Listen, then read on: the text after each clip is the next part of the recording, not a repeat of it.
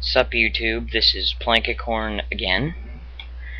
And by the way, I hope you're having a very good summer, because as you may know, Friday was the last day of school, at least for me.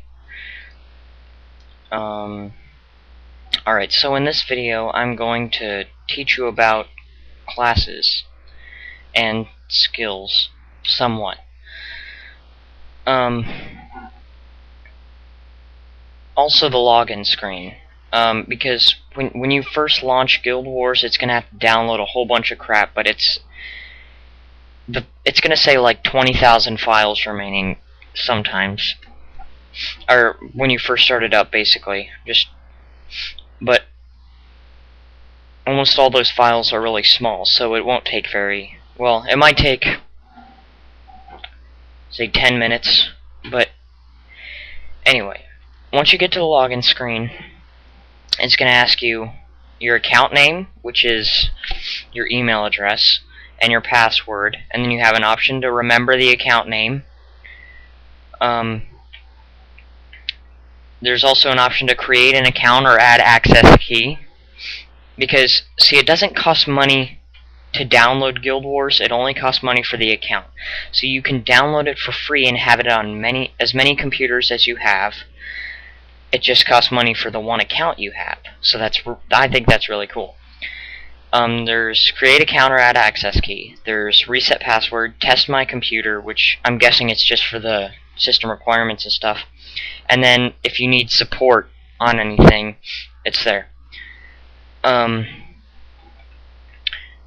Then to the right of that, there's announcements, and there's a plus button by each of the announcements. Like right now, there's reset your character display. I click the plus button, and it says if you log into the game after our latest update, your characters will not display like they used to. Don't panic. Once you log in, they will display normally. You will need to do this for each character on the account. Okay, so, and then there's claim your free storage, double tournament reward points, all that stuff. So, you type in your account name and password, click login. Then it's going to take you to the character selection screen. If you're first starting out, then there will be no characters, and if you only have one expansion, Prophecies, probably, then it's only going to have 4. I think each new expansion adds 2 character slots. I'm not exactly sure, but anyways, and then also at the top right hand corner, if you don't have Nightfall, it'll say buy Nightfall today, and you can enter the store, and the store will let you buy the Guild Wars Trilogy, Guild Wars Game of the Year Edition, Factions, Nightfall, Eye of the North. But those are just the regular Guild Wars. There's also a Zunlai storage pane. Zunlai chest is basically the banking system in this game. The makeover pack, so you can change your character's display, character name change, the pet unlock pack, an extra character slot.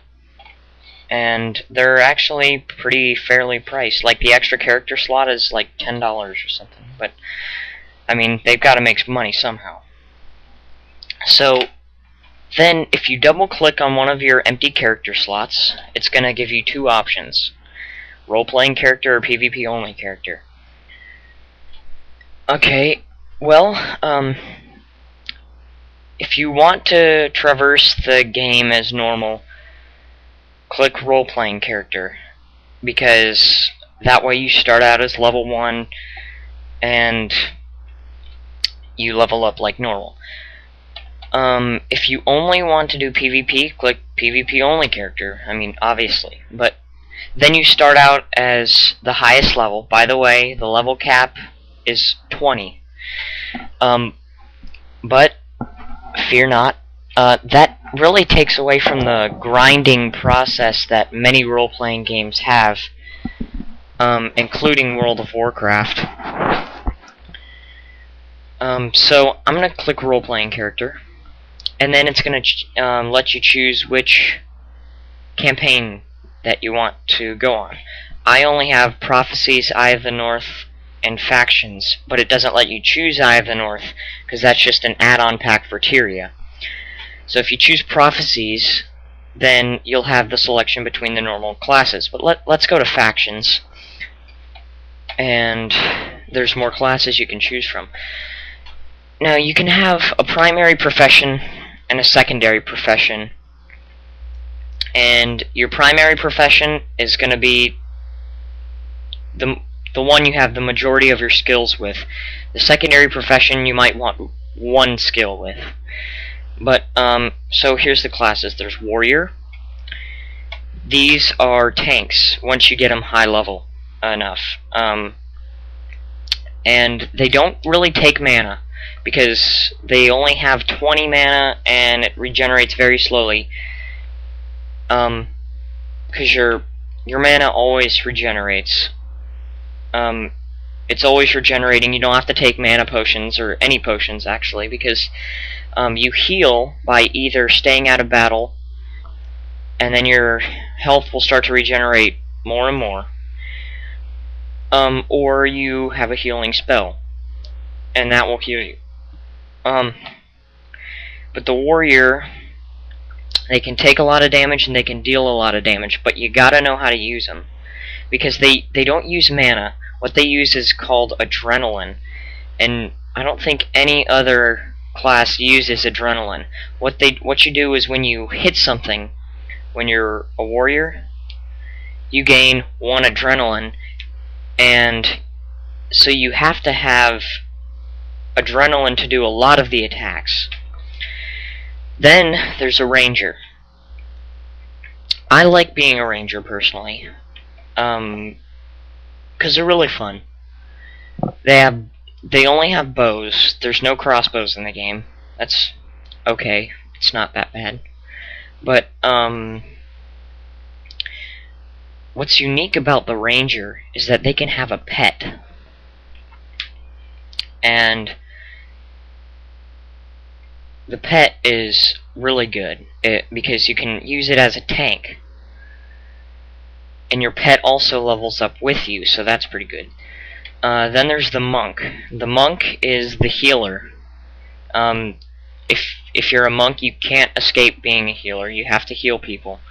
That's what people are going to use you for. So if you enjoy healing people, then I would suggest a monk. Then there's a Necromancer, Masters of the Dark Arts, everything like that. They can exploit fresh corpses to make minions and everything. That's cool. Then there's a Mesmer, which is basically just an illusionist, magician, whatever you want to call it. They use magic a lot, but it's mostly for creating illusions and stuff. Then there's Elementalist, which is basically a generic RPG's mage. They just specialize in skills with different elements. Let me see. It says the master of arcane lore and magical aptitude, the Elementalist calls upon the power of fire, earth, air, and water to obliterate enemies. So that's it. Then there's the Assassin. That's probably my favorite class. It says, a swift, silent master of shadows, daggers, and death, the assassin can chain together increasingly deadly strikes that target a foe's critical areas, killing quickly and efficiently. I like that, but some people think that assassins can be used as tanks. They can't. So just keep that in mind if you want to be an assassin. Keep in mind also that assassin and the next class are only in factions. Normally, in Prophecies, it's just Warrior, Ranger, Monk, Necromancer, Mesmer, and Elementalist. But anyway, the next class is a Ritualist. Basically, Ritualists specialize in spirits. Like,